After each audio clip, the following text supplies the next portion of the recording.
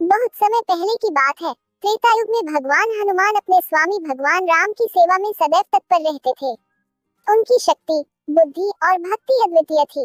वो अपने पराक्रम के लिए तो प्रसिद्ध थे ही, साथ ही उनकी विनम्रता और सेवा भाव ने उन्हें सबका प्रिय बना दिया था।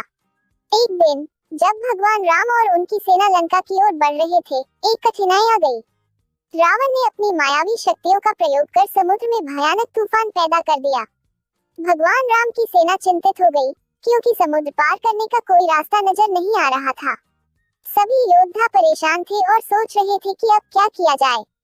तभी भगवान राम ने अपने प्रिय भक्त हनुमान को बुलाया और कहा, हनुमान, यह तूफान हमें रावण के पास पहुंचने से रोक रहा है। तुम ही अब कोई उपाय करो। भगवान हनुमान ने विनम्रता पूर्वक प्रणाम किया और कहा, प्रभु, आपके आदेश से ही सब कुछ संभव है।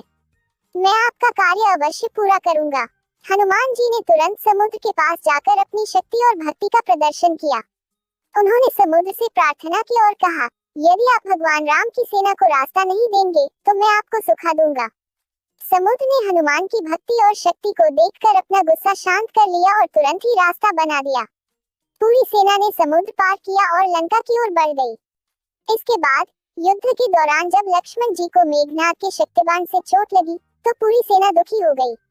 हनुमान जी से कहा गया कि केवल संजीवनी बूटी ही लक्ष्मण जी को बचा सकती है, जो हिमालय पर स्थित थी।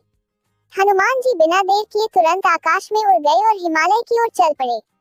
जब हनुमान जी हिमालय पहुंचे तो उन्हें संजीवनी बूटी पहचानने में कठिनाई हुई, लेकिन उन्होंने हार नहीं मानी और पूरी पर्वत श्रृंखला को ही उठाकर वापस लंका ले आए। इस अद्भुत कार्य ने सभी को अचंभित कर दिया और लक्ष्मण जी की जान बच गई।